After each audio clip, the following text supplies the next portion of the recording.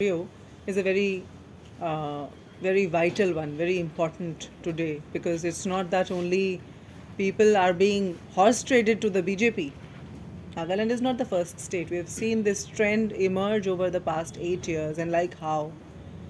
It's also that, we'll be talking about what they do with their own rebels.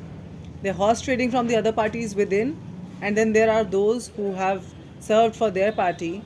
Then, when they rebel, then what happens? That's also a part of the story. But before I go there, I must say that over the last 10 12 days, we have seen series of BJP leaders come to the state of Nagaland, the tallest leaders, and this morning it was Mr. Modi, our honorable Prime Minister,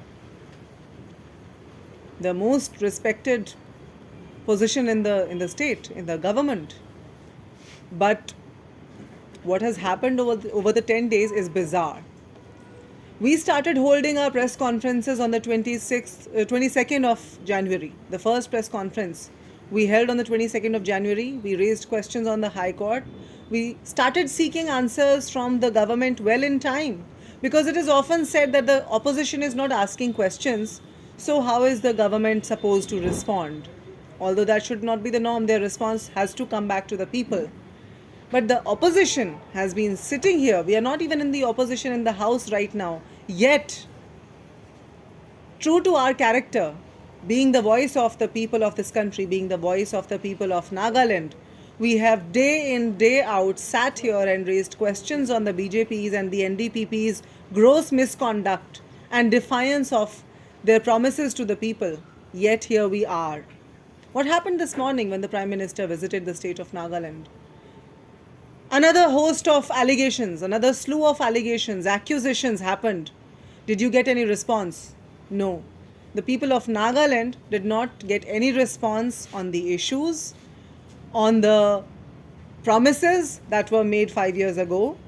There were 13 seats that the BJP occupied in the Vidhan Sabha, in the Legislative Assembly of Nagaland, along with the NDPP acquiring most of the other seats. Yet, there were two major allegations made by our Prime Minister in Nagaland today. Mr. Modi made two categorical allegations, and those allegations were: number one, that the BJP, that the Congress party is remote controlling, has remote controlled all over the years the state of Nagaland from Delhi. Number one. That is the allegation number one, that we, the Congress party, remote controlled state of Nagaland when we were in power. And number two is that Congress party has used northeastern states as ATM machine. And I'd like to bust both the allegations, because we do not run away from a conversation, from a dialogue. And we have always believed that the dialogue is the way. And that is what would lead to a solution for Nagaland. But Mr. Modi, true to his character and his nature, Man Ki Baat, one-sided Man Ki Baat he does. And so he did this morning when he made these two allegations. Now, the first allegation he's made is the remote control allegation, but I am coming to the ATM allegation first. He said that the Congress party has actually taken northeastern states as an ATM and used northeastern states as an ATM. I do not know how. Very ambiguous statements our Prime Minister makes, which is very unbecoming, which is very unlikely of a Prime Minister of the largest democracy of the world. Now, we have told you, press conference after press conference, starting the 22nd of January, as I said, we started we started uncovering the lies told by the BJP and the NDPP all this while. And we told how the High Court scam happened. We have told you how the BJP acted as the ATM for the NDPP and the NDPP, CM Rio, NDPP government led by CM Rio, how they have used BJP as an ATM. So BJP became the ATM for the NDPP. And now Mr. Rio, the CM, as I've told many a times earlier, he's held hostage. He's blackmailed. Blackmailing is the second step of the BJP. First, they allure people. They attract people with lucrative deals. This is how the businesses are run, not a country. And then they blackmail. So We have seen how a sitting CM was questioned by the ED, by the Enforcement Directorate, for hours at end because of the High Court scam earlier last year in 2022, right before 2023, the election year was about to come. And the same had happened before 2018 also, my friends. That was the year 2017 CBI charge sheeted the High Court scam, and 2018 CM Rio was put in the in the spot by the BJP, and they formed the government together. Now, while we have been raising relentless questions about the High Court scam, about the medical colleges scam, about the entire cash money which was received by the NDPP here, NDPP majority government from the center, while that money was misappropriated, we've also told how the NDPP became the gateway, how the Assam Himanta Biswa Sarma led the BJP, the Operation Lotus, to Nagaland, and how Mr. Nephew Rio actually became the gateway of that Operation Lotus to Nagaland. Your very own Lok Sabha member, Mr. Yepthami, has raised those concerns in Lok Sabha. We have talked with evidence. Whenever we have talked with evidence. Yet the BJP says that we are only making plain allegations. Mr. Nalin Kohli held a press conference today. Prime Minister has come without uttering a single word of his own accountability. He's only further raised questions on the Congress, as if it is the Congress sitting in the power at the state of Nagaland, while we are totally out of that power for about 20 years now. 20 years, and NDPP has been here, NPF has been here. Yet what is now happening is answerability of the Congress, and which is not going to happen. The answerability lies with the BJP. So this is how the BJP has been used as the ATM by the NDPP government at the BJP's own sweet will. BJP allured them, and now the BJP is going the Meghalaya way even at Nagaland. What has happened at Meghalaya, everybody knows. How the NPP has been finally ousted. And today, NPP is the very party raising questions on the BJP. Till yesterday, they were joining hands with the BJP. They have led astray Meghalaya, and today they are questioning the very party they were allies with. The same is going to happen with Nagaland. Nagaland's fate has already been predetermined by the BJP. That is to be noted here. Now I come to the remote control allegation. Mr. Modi said that Congress has used northeastern states as an ATM, and then he said that Congress actually remote controlled from the center. Let me remind you that my leaders have already spoken about over the days, over the weeks, and we have raised this question via this platform again and again through you, that it was us, it was Rajiv Gandhi who first struck the dialogue with the undergrounds, with the rebel groups. But remote control, Mr. Modi is very aptly talking about, because it is their tool. It is the BJP's tool to switch democracy to autocracy. The BJP is determined. They have taken up the task of switching the mode of democracy to the mode of autocracy in this country. And they're on a party eradication spree. They say we want Congress Mukt Bharat. They've already had NPP Mukt Meghalaya, and the next is NDPP Mukt Nagaland. It is only fated and bound to happen if it goes like this. While it was the Congress who first ceded to the demand of the rebel groups who wanted to have a dialogue at the highest level, it was the Prime Minister Rajiv Gandhi who had clearly stated our intention. And later, that was furthered by Mr. P. Narasimha Rao. And when we have held the press conferences, we have in detail discussed that. So I'm not going to the details of those agreements, those accords once again. There is one accord that was signed in 2015 also. 2014, the Congress government was ousted by the BJP in the center. They proudly say double engine ki sarkar, triple engine ki sarkar. They came to the center at a time when Dr. Manmohan Singh's government was on the brink of reaching a solution with the Naga rebel groups. We were on the brink of resolving the issue when the BJP came to power. And what has happened thereafter is only intensification of the ambiguity and that ambiguity envelops all the critical issues at the state of Nagaland today. We are not having any roads, we don't have sufficient power, no sufficient water, no sufficient jobs. Women are suffering. Why? Only because the Naga political issue dangles over the Nagaland government, and it is dangled happily by the BJP to blackmail the Nagaland government, the NDPP government. Now, you've seen that we have categorically raised concerns and questions on the BJP's intent of the Christians of Nagaland. We have asked categorically what is their view on the 17 tribes with respect to the Uniform Civil Code. The BJP demanded a debate. We said, I think it was on the 16th or the 17th of December, about a week ago, that we said that we are open for the debate. They wanted a debate on the issues. They wanted a debate on the report card, and we do not do Man Ki Baat, we do Jan Ki Baat. We were open for that debate. However, we asked the BJP that you please clarify your stance on the UCC. You clarify your stance on the delisting of tribes. You clarify your stance. You give clear answers to the public before you endorse your 41-page manifesto. You clarify your stance, and then we can have a debate. But no answers have come, only further allegations have come, and we are only reiterating what we've been asking of the BJP. What is now being asked even by the NPP in Meghalaya? You see, as I already said, Meghalaya was their ally, and today Meghalaya NPP was the ally of the BJP, and today it is the very NPP, the same NPP, that is raising questions on BJP's intent about the UCC. And it is for the people of Nagaland to see today that that's going to happen in Nagaland.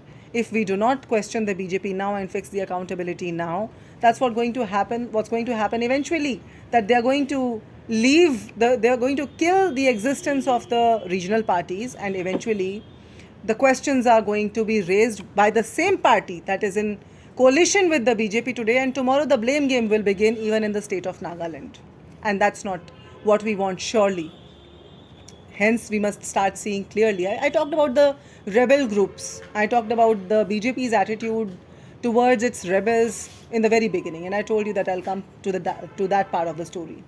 Now, let me say that I just heard, before I was going to start the press conference, I heard that yesterday, one of the BJP candidates, Mr. Vikhato, has been compelled to retire. NPF. One of the NPF candidates, Mr. Vikhato, has been compelled to go for retirement.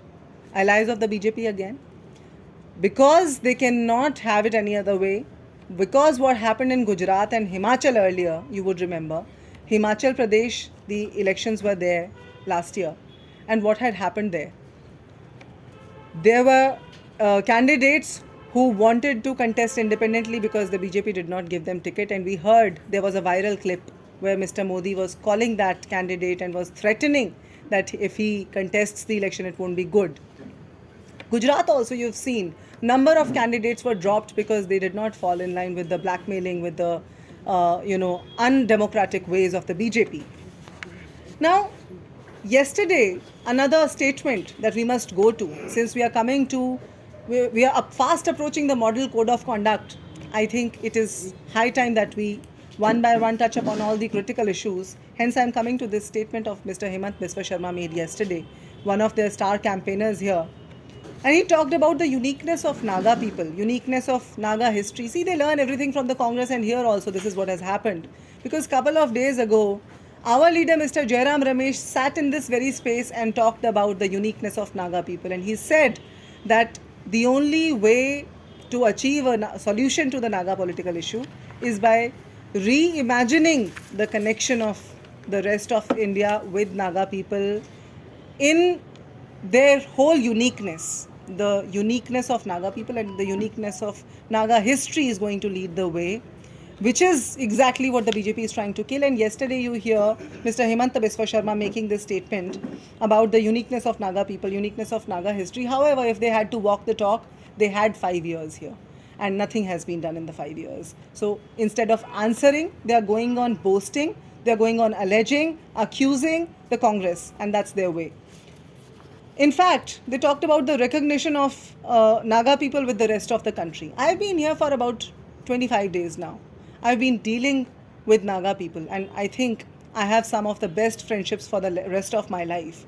And I'm very sure that rest of my friends from the Congress and other elsewhere also will believe the same way. I've often heard Naga youth when I struck a dialogue around people.